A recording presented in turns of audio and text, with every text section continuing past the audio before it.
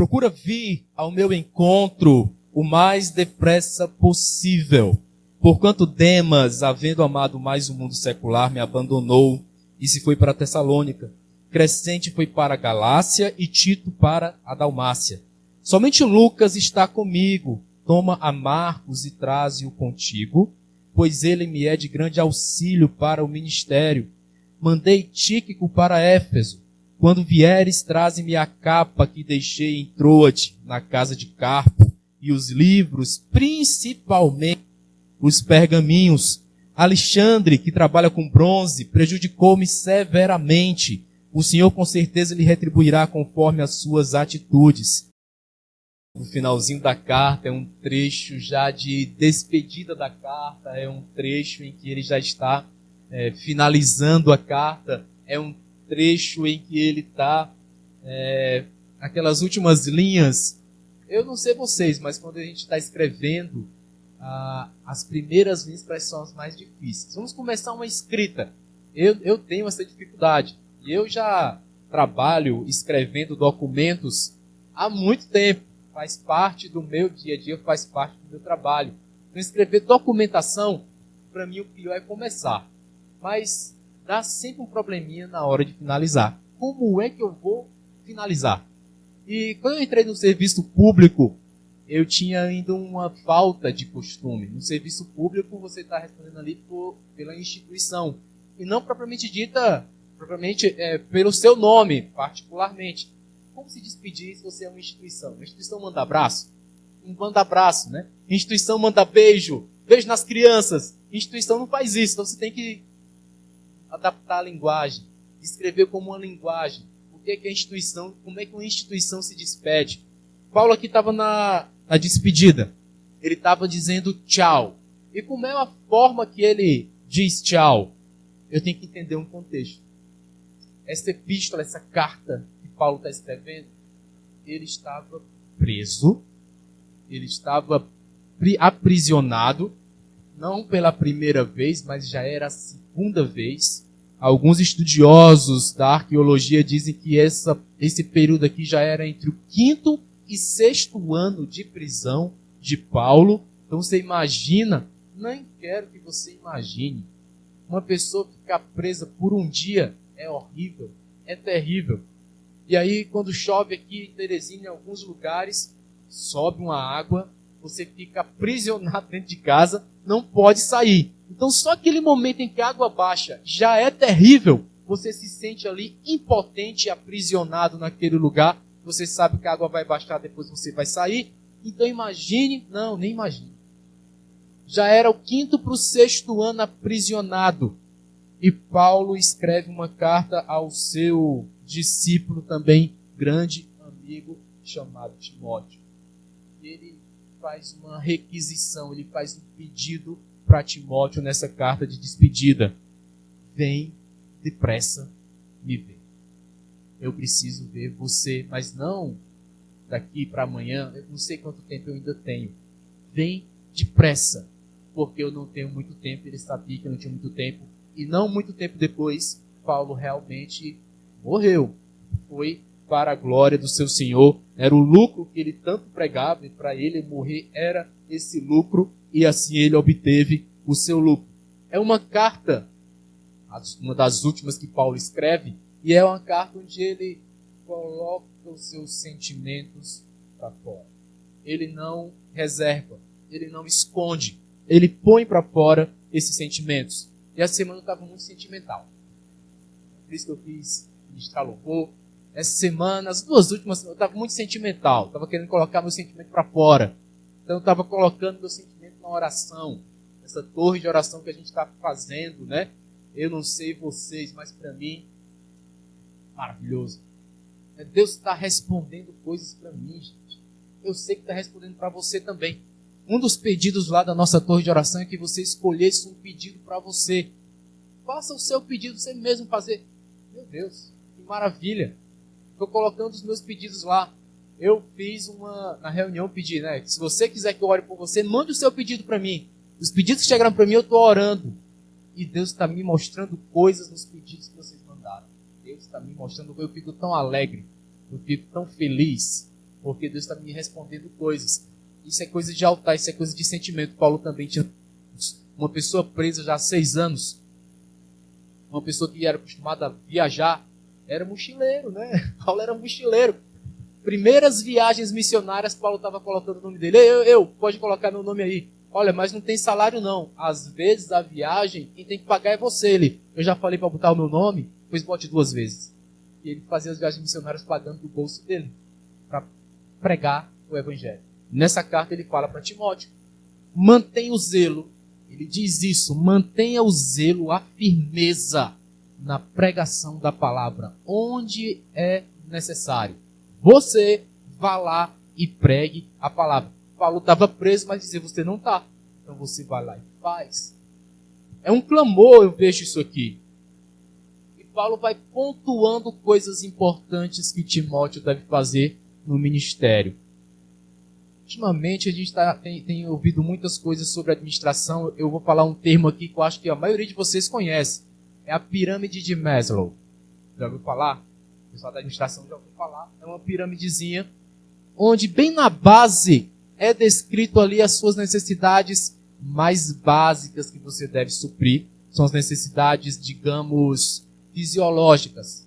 Você tem que prover comida, tem que beber água, tem que dormir. Dormir, a pastora Aratuza ministrou aqui uma palavra há alguns dias maravilhosa nesse sentido. Tem que descansar. A gente cantou isso agora, né? Tem que descansar. Porque a semana da gente é muito puxada. A gente faz muita atividade. Você não tem ideia de como é a minha agenda. Aí você pode falar agora para mim, pastor, você também não tem ideia de como é a minha. Então bateu, né? Agenda cheia com agenda cheia. Deu certinho. Mas na minha agenda cheia, eu tenho que encontrar um lugar de descanso. Eu tenho que localizar na minha agenda um espaço temporal onde eu possa dizer, eu agora vou descansar. Porque senão, você morre mais cedo para poder descansar. Aprende a descansar de outro jeito. Vai morrer mais cedo. Porque para poder descansar. E aí sim, o seu corpo não vai aguentar. Então é melhor descansar logo um pouquinho todo dia.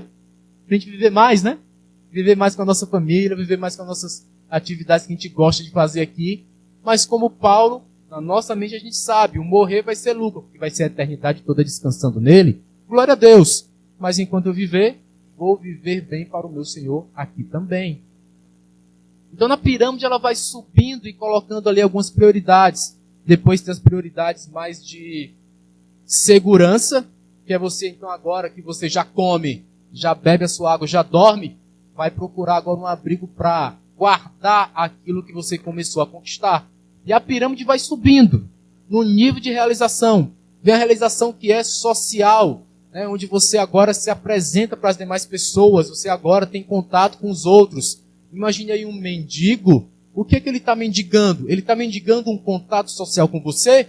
Ele está mendigando ainda lá na base da pirâmide. Ele está mendigando o direito de pelo menos se alimentar. É isso que ele está pedindo. Mas vencido isso, você agora pode até se relacionar, pode até ter uma vida social.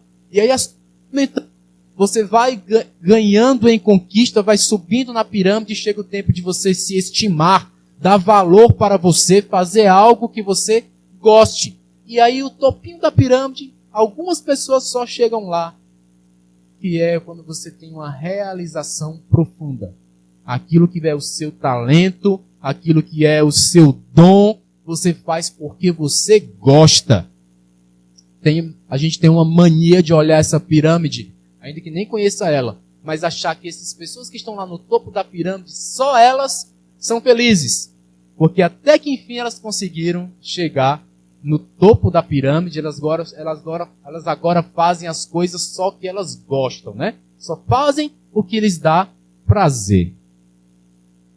Nessa semana eu estava pensando nessa pirâmide e tentando vincular onde se encaixava a minha vinda para o altar. Onde se encaixava o momento que eu pego o violão e vou adorar ao Senhor? Onde se encaixa o momento que eu preparo esses minutinhos para orar? Onde se encaixa nessa pirâmide a minha devoção ao meu Deus, o meu agradecimento ao meu Deus? Será que é nessa fase aqui só fazer o que eu gosto? Então precisa adorar a Deus só quem está lá no topo da pirâmide? Pronto, já cheguei no topo, conquistei tudo que eu tenho que conquistar, tenho realizações pessoais. Agora posso adorar a Deus. Será que é assim? É assim que a gente vê isso? Não é. Mas você acredita que hoje tem gente que age como se estivesse no meio da pirâmide, bem na metade da pirâmide, que é o nível social. Então vir para o altar, orar, falar que você é crente, publicar nas redes sociais uma foto da Bíblia, né? Publicar aqui a foto da Bíblia, tem muita foto de Bíblia. No meu mundo social que eu sigo nas redes sociais, tem muita gente com foto de Bíblia, a Bíblia riscadinha. O pessoal está querendo estudar a Bíblia, glória a Deus por isso. Será que o buscar a Deus é esse nível social? Então eu agradeço a Deus porque hoje eu tenho um nível social, eu tenho uma igreja, eu posso ir para a igreja. Tem gente tratando a ida para a igreja como um evento da agenda social. Faz parte da sociedade? Faço parte até da igreja. Logo é um evento social. Não parecia ser essa a visão de Paulo. Mesmo aprisionado, onde você só tem direito da pirâmide na prisão, ao fisiológico. O restante todo lhe é tomado, lhe é retirado. E você tem ali somente o fisiológico suprido. É lhe dado comida, é lhe dado água, é lhe dado um abrigo para que você pelo menos durma. Liberdade restrita. Você agradece a Deus pelas suas realizações pessoais? Sim, eu agradeço. Você agradece a Deus porque você tem guardado, protegido, né, as suas conquistas, a sua família está protegida. Sim, eu agradeço. Você agradece a Deus porque você tem comida na mesa? Sim, eu agradeço. Olha só, na base da pirâmide.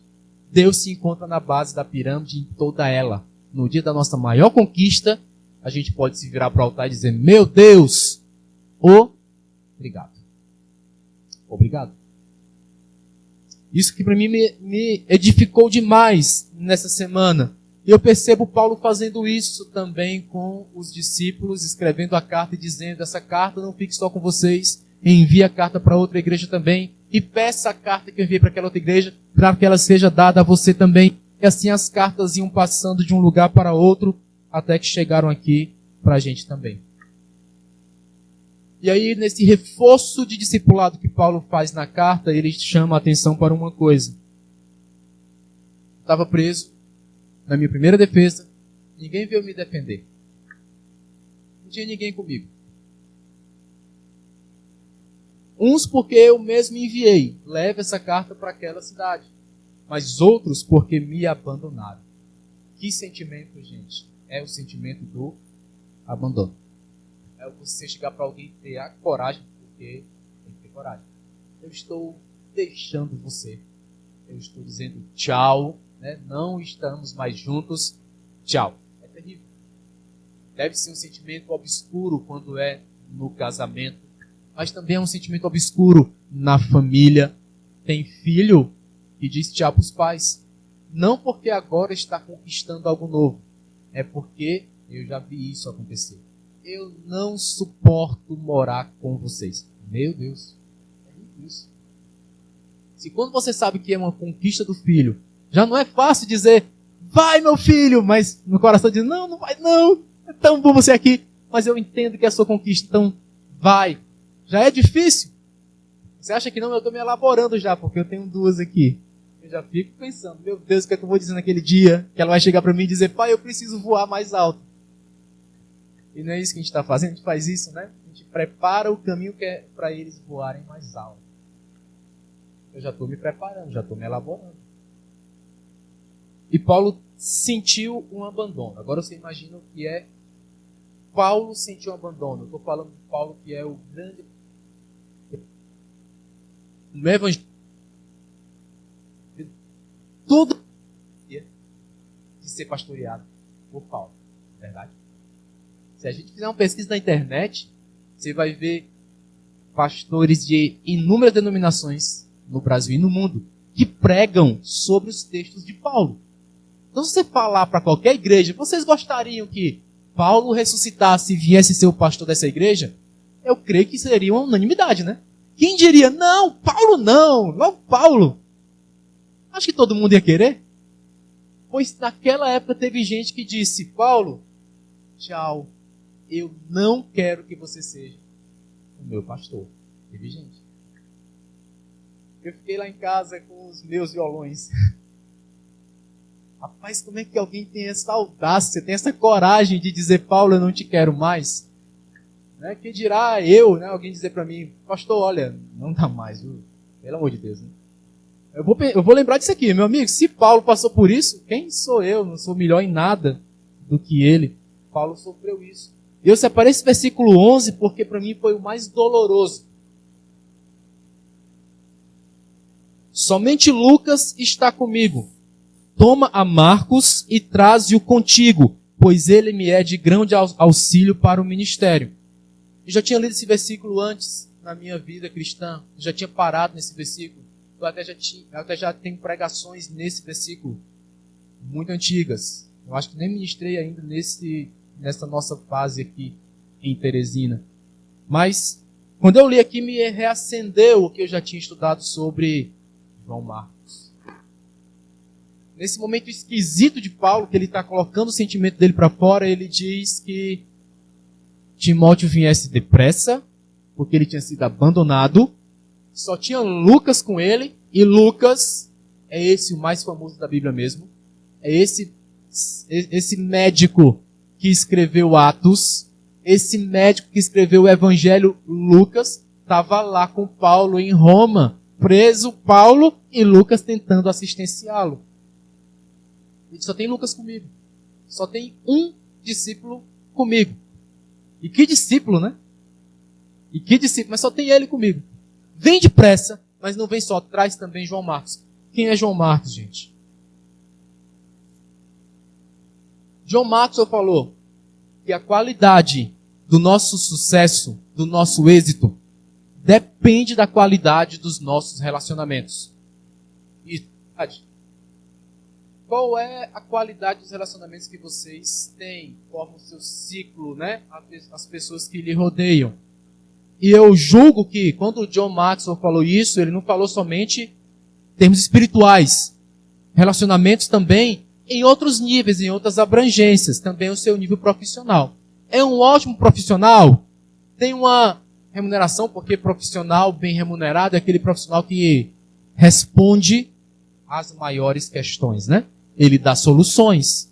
Se você dá grandes soluções, você será bem remunerado pelas soluções grandes que você dá. Né? Então é isso. E Paulo diz, eu estou sozinho, só com Lucas. Vem depressa, mas traz João Marcos. Quem é João Marcos? Paulo estava dizendo, eu preciso trazer alguém para o meu relacionamento. Porque o meu êxito, o meu sucesso, aplicando agora a frase de John Maxwell, o meu sucesso vai depender da qualidade dos relacionamentos que eu tenho ao meu redor. Eu glorifico a Deus. Porque nós aqui somos um ciclo de relacionamento. Eu estou bem relacionado aqui. Porque se a gente for pesar na balança, você imagina. Vamos para o profissional. Temos administradoras. Temos aqui advogado. Né? O Stephanie faz venda todo dia, gente. Se você entrar na rede social do Stephanie, é venda todo dia. Todo dia ele está vendendo. Vende. É um ótimo vendedor. Tem psicóloga. Tem contadora. Contadoraça.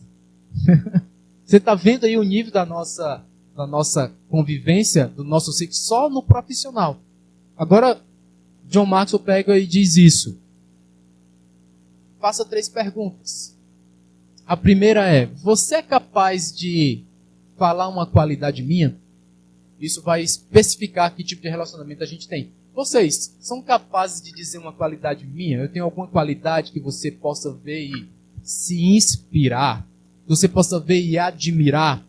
Eu também tenho que fazer esse exercício. Eu olho para vocês e procuro essas qualidades. Estudando para essa mensagem, e todos vocês que estão aqui hoje, vindo na minha mente, pessoas que nem aqui estão, vindo na minha mente. Tem qualidade. E qualidade admirável. E qualidade que me inspira. Tem qualidade. E eu começava a perceber, não é brincadeira, eu estava fazendo isso com as crianças também. Eu visualizava qualidades que me inspiravam, porque eu não sou o melhor daqui. Tem coisas que vocês fazem muito melhores do que eu. Esse sentimento de Paulo eu comecei a absorver para mim. Por que ele queria João Marcos lá? Tinha alguma coisa em João Marcos que Paulo precisava. Por isso ele disse, vai me auxiliar demais. Eu preciso dele aqui. Então qual é a inspiração, qual a qualidade que você pode dizer para mim? A segunda pergunta é, você conhece a minha história? Eu também posso perguntar para você, eu conheço a sua história?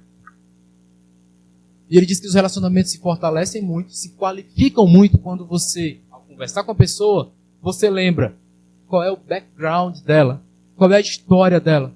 Você olha para ela e começa a lembrar, eu conheço você, você chegou aqui assim, passou por aquele problema, passou por outro, a gente conversou sobre isso, e enfrentamos, e vencemos. Eu conheço a sua história, eu sei quem você é. Ele diz que isso causa empatia, a ponto de você saber por que a pessoa age em determinadas situações. De jeito. Eu conheço a sua história. Ele diz que isso faz toda a diferença. E a terceira e última pergunta que ele diz para analisarmos a qualidade de um relacionamento é: nós temos memórias juntos? Ou seja, a gente vivenciou alguma coisa que emocionalmente foi tão forte que fixou na nossa mente uma memória em conjunto. E vamos lá. Quem de nós aqui não tem a memória junto? Todos nós aqui já vivenciamos coisas juntos que fixou a memória. A gente tem história. A gente tem história juntos. Eu tenho história que marcou. E vocês todos estavam aqui. Então a história, a gente tem uma memória juntos. Ele diz que isso aqui qualifica tanto o relacionamento que as pessoas ficam tão íntimas umas das outras que elas começam a ter êxito juntos. Porque elas reconhecem a história, como conversar, se admiram pelas qualidades que conseguem evidenciar. E olha que problema é que se você não conseguir enxergar qualidade no outro, né? Olha que problema você tem. Se você não consegue, não é capaz de enxergar qualidade em ninguém, que problemão você tem para resolver em você. Não nos outros, mas em você. Então hoje eu estou colocando aqui um pouco da minha emoção para fora também. Estou me inspirando em Paulo. Porque eu tenho muitas histórias com vocês, e eu consegui lembrar de todas elas ao fazer esses escritos da mensagem. Eu consegui me lembrar de muitas delas. A gente tem muita história junto, tem muita história divertida, tem história de choro também, mas tem história de riso, de conquista, tem história de telefonema. Olha o que aconteceu na minha vida! E a gente lá em casa se alegrar e conversar sobre a sua conquista por várias horas. Porque a sua conquista, eu te conheço, eu tenho memória com você, eu tenho história com você, eu sei quem você é, eu sei da sua história. Aí me alegra, porque teve uma conquista. E Paulo lembrou de João Marcos. E é o que a gente faz, a gente lembra de você. Eu lembro de você porque a gente tem uma memória. A gente tem uma memória junto, a gente tem história junto e eu lembro de você. Paulo lembrou de João Marcos. Eu vou ler aqui alguns momentos onde João Marcos aparece na Bíblia, que fez com que Paulo lembrasse dele como um relacionamento. João Marcos é um garotinho na época da prisão de Jesus, que ele não tinha o que fazer em casa, e ele achava-se muito fiel, ele se enrolou num pano de linho e foi observar lá no monte de oração, exatamente na hora que os guardas chegaram e deram voz de prisão de Jesus. Agora você imagina, a voz de prisão para Jesus era uma traição, não é verdade? Judas tinha traído, com aquele beijo foi o sinal da traição. E aí Marcos 14:50 diz assim: logo em seguida todos fugiram e abandonaram Jesus. Abandono. Certo jovem, vestido apenas um lençol de linho, estava seguindo Jesus. Também tentaram prendê-lo, mas ele, largando o lençol, fez que nem José, saiu correndo sem roupa, desnudo. E eu acho que isso foi importante para Marcos, para João Marcos, que ele deve ter chegado em casa, contado o que aconteceu, e ali mudou a história da família toda. João Marcos foi pregar em casa. Por que eu digo que isso mudou? Porque em Atos 12, bem facinho de decorar, Atos 12:12. Atos 12:12. Depois de assim refletir, colocou-se a caminho da casa de Maria. A casa de Marcos tinha ciclo de oração. João Marcos recebia todo mundo para orar. Pedro, quando foi liberto pelo anjo da sua prisão, ele pensou, eu tenho que ir para uma cura para mim. Qual casa achou? A casa da irmã Maria, que era mãe de João Marcos. Saiu para lá. Quando chegou lá, estava acontecendo o que na casa? Opção A, aniversário do cachorro. Né? Opção B, estava acontecendo, todo mundo assistindo um jogo do Flamengo. Né? Opção C, uma célula, gente, estava tendo oração. Chegou lá, estava tendo oração, foi o endereço certo. Pedro foi para o endereço certo, a casa de João Marcos, a sua mãe estava organizando a célula. Atos 12:12 e Atos 13:13. De Pafos, Paulo e seus companheiros navegaram para Perge, que fica na Panfilha. Então João Marcos os deixou ali e regressou a Jerusalém. Já é uma outra fase. Daquele menino que viu o dia que Jesus foi preso à traição, ele fazia parte de uma célula na sua casa. A sua mãe tinha uma célula em casa, era convivência. Em casa, todo mundo falava, era do reino. Assim foi na casa de João Marcos. Agora ele já estava nas viagens missionárias junto de Paulo e Barnabé. Está vendo o crescimento? Está vendo a pirâmide espiritual, né? A pirâmide de Maslow espiritual de João Marcos? Ele saiu ali de um seguidor de Jesus e agora ele já era missionário, ele já estava saindo para fazer a obra. Mas por algum motivo ele regressou a Jerusalém e parou aquela viagem. E aí chega um ponto de inflexão que me deixa curioso demais sobre o pedido de Paulo. Por que Paulo viu em João Marcos esse valor e chamou de volta? Ora, pastor, o senhor já falou. O menino era seguidor de Cristo ainda quando menino. Depois Cristo morreu, ressuscitou, mas ele permaneceu na fé, ele não se desviou. Permaneceu na fé, a sua família toda ficou crente, tinha até reunião de oração na casa deles. Depois ele virou missionário, ele viajou com Paulo nas missões. Então é muito valioso, por isso que Paulo chamou de volta. Traz Marcos, porque João Marcos é muito precioso para mim, me é muito útil. Está escrito assim em algumas traduções. Mas o que me chama a atenção é o que aconteceu em Atos 15. Porque Atos 15:37 aconteceu assim. E Barnabé queria que João, também chamado Marcos, os acompanhassem. Paulo, entretanto, não conseguia ver razão para levar consigo aquele que desde a Panfilha havia decidido se afastar deles e não os acompanhar até o fim da missão. Por esse motivo tiveram um desentendimento tão exacerbado que decidiram se separar. João Marcos foi o motivo da separação entre Barnabé e Paulo nas viagens missionárias. Teve briga. E não foi qualquer briga, foi uma desavença exacerbada, né? Uma briga grande, uma grande discussão entre Barnabé e Paulo por causa de João Marcos. Senão ele chegou na metade da viagem e foi embora. Isso não é abandono? Ele se afastou e abandonou a gente. Então Paulo já tinha uma coisa ali, né? Como é que começa a caminhar comigo, depois me abandona e vai embora? Eu não quero mais ele não. Revoltou-se, né? Eu não quero mais ele. Não quero mais esse cara comigo, não vou com ele. E aí Paulo acabou se separando de Barnabé. Se você quiser, vá com João Marcos, mas eu vou com outro. E escolheu Silas, e aí começou a grande dupla missionária, Paulo e Silas. Em algumas traduções tem em grego, né, o Silvano. Paulo deixa registrado na sua carta, eu quero João Marcos de volta porque ele me é muito útil. Quando Paulo diz isso, ele está cumprindo essas perguntas que a gente falou, né? Consegue ver alguma qualidade em mim? Eu vejo qualidades em João Marcos e eu quero ele comigo. Eu preciso dele para o cumprir do meu ministério. Você tem uma história, ele tem uma história, ele viajou comigo missionariamente, mas teve uma desavença entre vocês. Mas nós temos uma memória juntos. Nós construímos algo juntos. E eu preciso ver essa qualidade dele comigo novamente. Uma pergunta aqui para nós, do Ministério Efraim, aqui em Teresina. Não sei se você já se perguntou no meio de alguma crise sua, mas por que a gente anda junto aqui?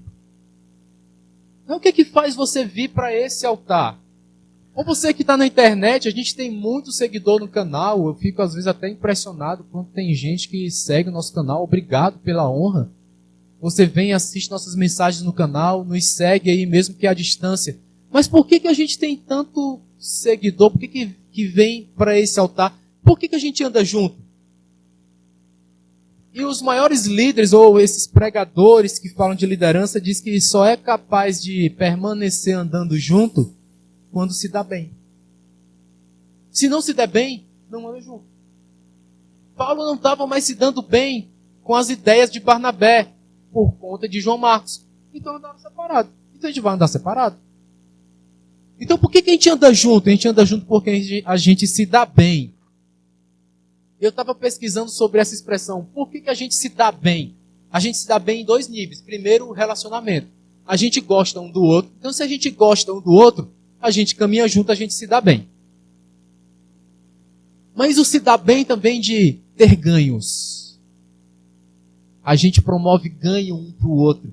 Se a gente promove ganho um para o outro, a gente não se larga. Sabe aquela parceria comercial? Você me dá lucro, eu também te dou lucro, a gente anda junto. Então se a gente não tiver ganho um do outro, ou um com o outro, melhor dizendo, se a gente não tiver ganho, a gente não anda junto. Então quais são os ganhos quando você vem para um altar como esse? Esse altar te dá ganhos em que nível? Você é capaz de olhar para o altar do Ministério Efraim aqui em Teresina e ver ganhos? Eu tenho ganhos quando eu estou diante desse altar. Eu tenho ganhos. Você tem ganho quando está nesse altar. Então você consegue fazer um parâmetro. Eu não ganho quando não estou diante do altar. Então você consegue vislumbrar isso. E medir. É melhor estar diante desse altar porque eu tenho ganhos. Ou então me afastar dele porque não estou tendo ganho nenhum. E aí é ganho emocional, é ganho espiritual. Pode ser ganho material também. Porque se a gente é grato pela realização que está lá no topo da pirâmide, a gente é grato também pela base da pirâmide, né? O que você come, o que você bebe. Então eu venho para o altar agradecer pelo topo, também agradeço pela base. Eu estou diante de Deus. Sabe o que foi que eu achei, gente? Quando Paulo escreveu a epístola aos Colossenses, ele escreveu a epístola a Filemon, ele escreveu junto. Ele escreveu ao mesmo tempo, praticamente. Ele escreveu junto as duas epístolas. Acompanha comigo em Colossenses 4:10. Saúda-vos Aristarco, meu companheiro de prisão, assim como Marcos, primo de Barnabé, ou seja, João Marcos, sobre quem já recebestes instruções, portanto, se ele vos for visitar, recebei-o. O que é que isso diz para mim aqui? Paulo tinha relacionamento com João Marcos antes de pedir para Timóteo trazê-lo de volta. Porque a carta para Timóteo foi na segunda prisão. Mas na primeira prisão ele já diz aos Colossenses: olha, Marcos está aqui comigo. E a instrução que eu dou para vocês é que se ele for aí, receba João Marcos da melhor forma possível. Porque ele é digno de honra. Não havia mais desavença. Não tem registro de como eles se reaproximaram, mas Paulo agora diz: João Marcos está comigo e João Marcos está indo aí, e a minha recomendação é: recebam João Marcos da melhor forma possível. Quando escreve a Filemon, de novo aparece João Marcos nas duas epístolas que foram feitas antes dele chamar João Marcos a Timóteo. Mas sabe o que mais me chamou a atenção aqui, pessoal? É que em Colossenses e Filemon, nesse período da primeira prisão de Paulo, além de João Marcos, ele cita mais duas pessoas nas mesmas epístolas. Ele cita Lucas, que você agora já sabe, estava acompanhando ele também na segunda prisão. Mas ele cita uma pessoa, o Demas. Demas era companheiro de Paulo. Estava andando com Paulo durante a primeira prisão. E ele diz, é meu colaborador, é alguém que está aqui comigo.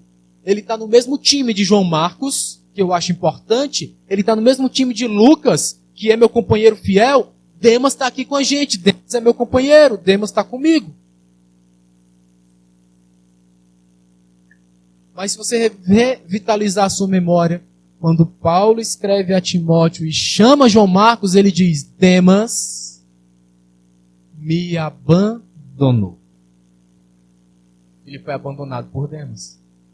Era alguém fiel com ele. Mesmo durante aquele período de prisão, estava lá Lucas, estava João Marcos, estava Demas juntos. Tinham história juntos, tinha memórias construídas juntos, mas agora, quando escreve a Timóteo, Paulo diz, Demas me abandonou. Demas foi embora. Demas me deixou aqui. Ele foi embora.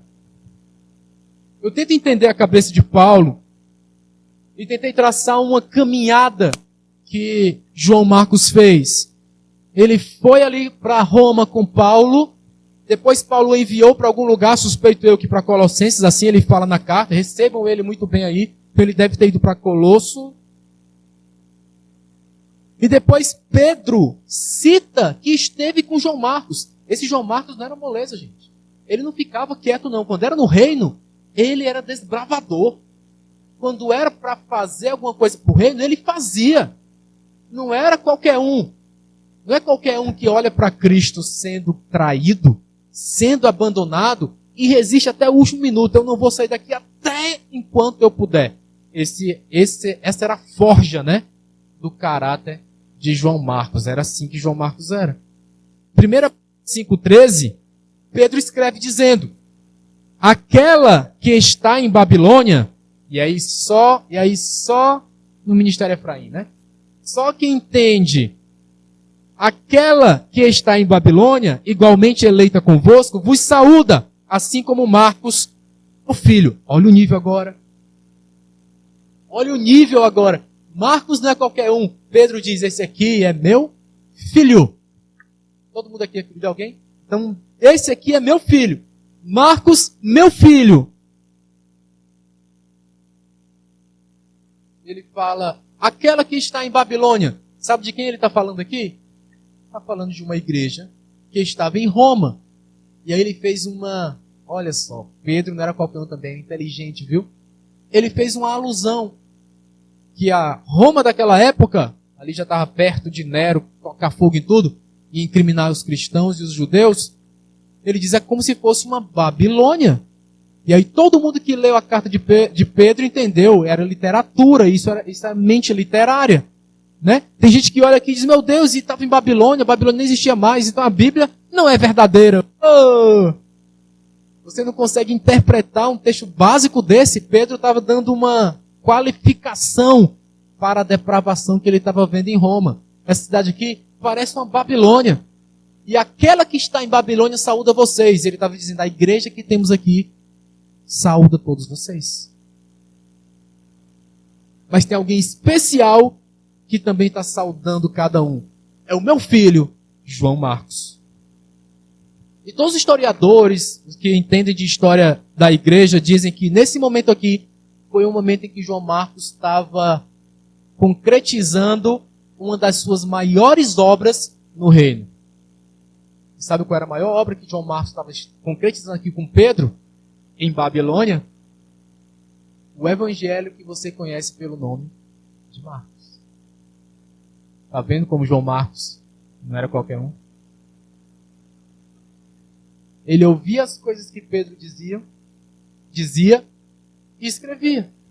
Ele estava começando a relacionar e escrevendo o evangelho para ficar para a posteridade. Então João Marcos, que ficou em Roma com Paulo na primeira prisão, aparece de novo, provavelmente em Roma de novo, mas agora com Pedro, enquanto concretizava seus escritos. E na segunda prisão de Paulo, ainda em Roma, ele faz um pedido. Parece que ele já não está aqui em Roma, mas vem depressa e traz João Marcos, porque eu estou sozinho com Lucas. E agora eu imagino uma conversa. Maria, que conversa era essa? Paulo, Lucas, Timóteo, João Marcos. Saía coisa boa daí? Olha, qualificar relacionamentos. Paloma, quais são os relacionamentos, Paloma, que te rodeiam? Lucília, o que é que está rodeando a gente durante a semana toda, né? Stephanie, olha só, nossa semana toda, nós somos rodeados de relacionamentos. Qual a qualidade deles? Porque esses relacionamentos nos influenciam. Não influencia não, pastor, de jeito nenhum. A gente não nasceu ontem. A gente sabe que nos influenciam. São as pessoas que convivem com a gente ali naquele tempo e opinam sobre as nossas questões, porque eles nos ouvem conversar sobre isso. Eles estão com a gente todo dia. No momento em que você levanta da sua mesa de trabalho e vai beber uma água, a pessoa pergunta: fez o que ontem? Fiz isso. Aí ela vai emitir uma opinião sobre aquilo. E se você qualificar esse relacionamento, qualificar como? Você conhece a minha história? Basta você contar a sua história para ela. Já subiu em qualificação. Ela tem uma memória com você? Basta uma ação junto, uma atividade junto. Gerou uma memória com você. E se a pessoa tiver uma qualidade mesmo, você começar a admirar, ela é um influenciador. Influencer, né? Ela é seu influencer. Ela está lhe influenciando. Olha, mas não é uma pessoa de Deus não. Mas se você passou por essas 3 etapas, está qualificada. Ela vai começar a opinar na sua vida e você vai levar em consideração a opinião dela. Eu quero levar em consideração a opinião de vocês. Porque a gente tem esses traços todos. O que você me disser, eu estou acreditando. Porque para mim a sua opinião vale muito. E se o que eu digo também valer para você, olha como nós estamos qualificados a caminhar juntos no nível do reino. Essa história aqui de João Marcos se juntar com Lucas gerou a qualidade do evangelho de Marcos. Algumas pessoas às vezes desprezam o evangelho de Marcos dizendo: o evangelho de Marcos ele é o menor que tem. Ele é o mais curtinho. Você sabia que o evangelho de Marcos é o evangelho que é quase igual ao de Mateus? Você sabia que no evangelho de Marcos ele tem todas as evidências de que foi escrito conversando com Lucas? Mas é claro, está percebendo? Eles andavam juntos o tempo todo. Então tem passagens de Marcos que ocupam ali 75% do que Lucas disse. Só que Marcos ele detalha as coisas. Quando ele está escrevendo, ele está dizendo ali detalhes que os judeus conheciam. Então Lucas não se preocupa em explicar. Mateus não se preocupa em explicar. Mas Marcos, ele se preocupa. Ele diz: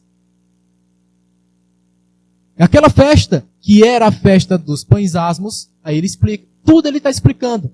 Porque é o evangelho que ia chegar para mim, que não sou judeu, para você que não é judeu, para você entender as colocações. Paulo foi abandonado por Alexandre, foi abandonado por Demas. Alexandre, eu não sei quem é, você já ouviu falar? Ele aparece essa vez aqui que Paulo diz: ele me fez muito mal. Mal em quê? Olha só, Rita, você que é da psicologia. Essa palavra do mal que Alexandre fez a Paulo diz é um pensamento. É um mal emocional. E é mal de atitude, de ação. Mal feito mesmo. Foi feito. Foi premeditado. Feriu as emoções de Paulo, porque ele chegou a fazer propriamente. Machucou, não machucou? Alexandre machucou muito Paulo. Ele disse: sabe o que eu fiz? Entreguei ao Senhor, que o Senhor cuide dele, porque eu não tenho condições. Não dá para mim. Já Demas, Paulo disse, ele amou o meio secular, o mundo. Ele não amou mais as coisas espirituais. E aí me abandonou, porque o amor dele foi amor do mundo. Ele considerava as coisas do secular mais importantes do que as coisas do reino. E aí não caminhamos mais juntos, porque para mim as coisas mais importantes são as espirituais. E delas decorrem todo o restante. E aí Demas foi embora. Ninguém ouviu mais falar em Demas, ninguém mais ouviu falar em Alexandre. Porque se amar mais o mundo de Demas o amor ágape. E o que é o amor ágape? É o amor de fidelidade. Sabe o que é fidelidade ao mundo? É o que corta a tua fidelidade a Deus. E assim foi que Demas tratou. Sabe de uma coisa? A minha fidelidade é com as minhas coisas básicas, é com a comida que eu tenho, com a bebida que eu tenho. Gente, eu sei que você tem que comer, eu sei que você tem que beber, acabamos de falar disso, são fisiologia. Há mecanismos na Bíblia para você ser grato a Deus pela sua comida, pela sua bebida. Nós estamos numa contagem aqui, já vamos chegar na festa de Shavuot, que é a festa de Pentecostes, é a festa da gratidão. E você vai perceber aqui nos estudos que vamos fazer que é a festa que você agradece pela comida que você tem. Mas não é a festa que eu agradeço porque eu estou no topo da pirâmide? Não. Está comendo alguma coisa? Tá. Você tem um mecanismo para dizer, Senhor, eu te agradeço pela comida que eu tenho. Você vai ver em Shavuot. A gente vai tratar sobre isso. Vai ter um momento que vamos agradecer. Senhor, temos comida na mesa, eu te agradeço por isso. Tem mecanismo para isso. A Bíblia ensina. Nunca mais se ouviu falar em Alexandre, nunca mais se ouviu falar em Demas. Mas Lucas, você sabe, escreveu Atos dos Apóstolos, escreveu o Evangelho de Lucas.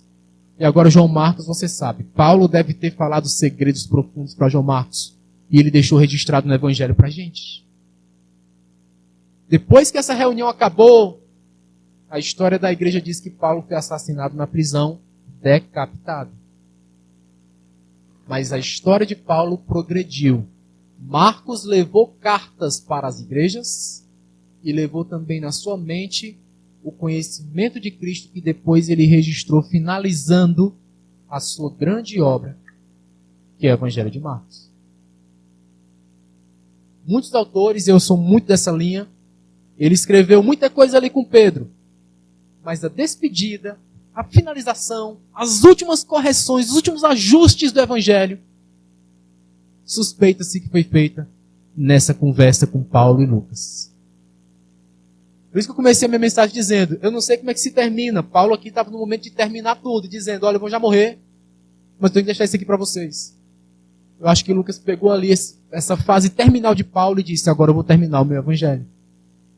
E a data do evangelho de Marcos coincide com esse período em que Paulo chamou para perto dele.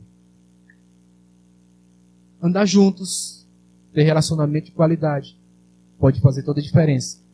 Para a gente não amar mais o mundo como Demas fez, ou não causar males a ninguém como Alexandre fez, mas para a gente ser útil. A ponto de ser chamado. E olha como eu tenho chamado vocês. Eu tenho chamado, vem, porque eu preciso de você. Quanto mais eu te chamo, mais Paulo me sinto. Paloma, vem porque você é muito útil. Matúsala, vem porque você é muito útil. Maria, vem, você é muito útil. Eu fico chamando vocês. Porque para mim, vocês são muito úteis para o nosso chamado, para o nosso ministério. Queria que vocês pudessem escrever livros como Marcos escreveu. Não sei escrever livro. A Maria, escritora aí. Está no rumo. Não sei escrever livro. Escreva uma carta. Escreva um e-mail. Marcos fez diferença porque andava com círculos qualificados. E é assim que eu quero minha igreja. Pessoas qualificadas. A gente se relaciona junto aqui. E assim a gente vai produzir muito no reino em nome de Jesus.